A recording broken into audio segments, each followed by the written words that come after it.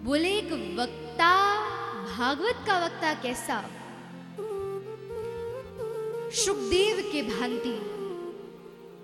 अब शुकदेव जी हमारे सामने विराजित हैं, तो ये किस लिए विराजित होते हैं? यूं ही नहीं, पूजन करवाने के लिए। बोले शुकदेव जी को इसीलिए विराजित किया जाता है कि बार बार जब वक्ता की दृष्टि शुकदेव जी की ओर जाए तो उसके भीतर शुकदेव जी के भांति गुण जागृत हो। शुक पक्षी का क्या गुण है? बोले एक फलदार वृक्ष पर आकर चील भी बैठेगा लेकिन फल नहीं पाएगा, कौवा भी बैठेगा लेकिन फल नहीं पाएगा। लेकिन जैसे ही एक शुक पक्षी आकर उस फलदार वृक्ष पर बैठेगा तो अपनी वनस्पति विद्या से सबसे मीठा फल चुनकर उस फल पर जाकर चोंच लगाएगा, उसका पान करेगा और स्वयं तो पान करेगा ही, स्वयं रस तो लेगा ही, लेकिन जैसे ही चोंच मारेगा तो रस की बूंदें कुछ नीचे टपक जाएंगी और नीचे जो छोटे छोटे जीव जंतु हैं, चींटी आदि सब जीव जंतु, उन सबको भी उस रस का पान करने का ये सत सौभाग्य मिलेगा। इसलिए याय मारे एक वक्ता भी ऐसा जो स्वयं तो श्रीमद् भागवत के रस से अवगत हो ही, लेकिन समस्त श्रोतागणों को, समस्त वैष्णवों को उस भागवत के रस में संलिप्त कर दे, तृप्त कर दे। ऐसा एक व्यास का स्वभाव और भाव रखा गया कि कैसे इस भागवत का पान करें, कैसे इसका श्रवण करें। तो बोले पान, भागवत का पान करना है, श्रवण नहीं करना। पान यानी कि हम जल पान करते हैं, पेय पान करते हैं, तो पान करने का भावार्थ है कि इसको पीना। अब आप सब कहेंगे कि ये आप क्या कह रहे हैं? अरे भागवत शब्द ब्रह्म है, इसे तो सुना जाता है, पान तो नहीं किया जाता।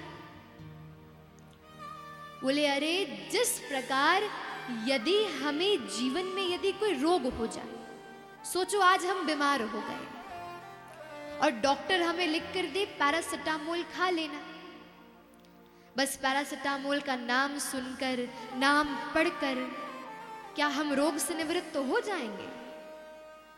कदापि नहीं। उस गोली का हमें अपने रोग से निवृत्त होने के लिए पान करना पड़ेगा और पान की गई वस्तु ही अंदर भीतर हमारे जीवन में कोई असर छोड़े।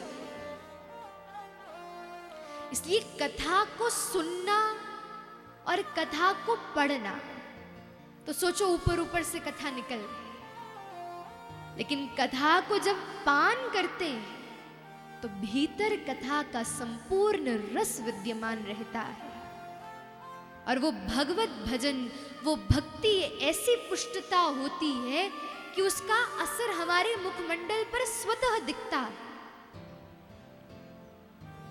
अक्सर देखा जाए तो संतों के मुख पर एक अलग ही प्रकाश होता है, चाहे कोई सुंदर हो या ना हो, लेकिन फिर भी दूर से देखकर उनकी आभा प्रभा ऐसी प्रकट होती है कि हृदय का भाव निकलता है, झटपट जाकर दंडवती कर दो, अरे हृदय से बारंबार प्रणाम कर दो। ऐसे वैष्णव। बोले जब हनुमान जी महाराज लंका गए तो दूर से देखा कि विभीषण की कुटिया बनी और उस पर राम राम राम अंकित था। तो जैसे ही हनुमान जी महाराज ने देखा तो विचार किया, देखूं तो सही कौन है, क्या ठाकुर जी का वास्तविक भक्त है या बनावटी भक्त है। तो विचार कर हनुमान जी महाराज ने ब्राह्मण का भेष बनाया और ब्राह्मण का भेष धारकर विभीषण जी की कुटिया में चले गए।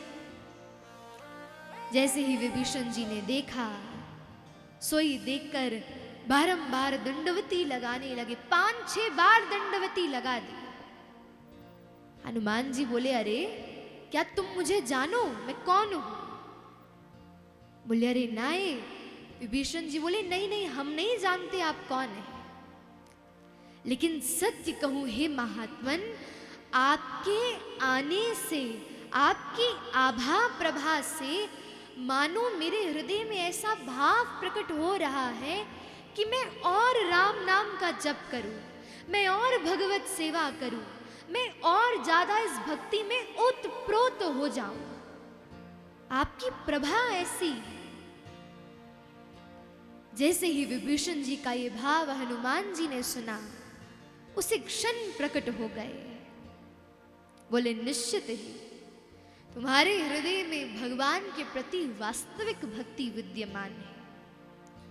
जैसे कीचड़ के मध्य में कमल है, वैसे तुम इस संपूर्ण दुष्टों से विद्यमान लंका के मध्य में भगवत भक्त एक कमल के भांति खिल रहे।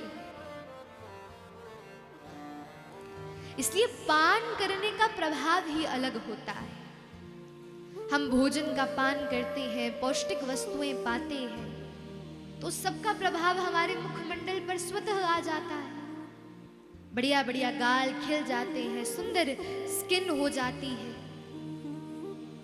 वैसे ही ये भागवत कथा है। जैसे ही भागवत कथा का पान होगा तो स्वतः सब प्रकार का आभा प्रभाव ऐसे ही विद्यमान हो जाएगा।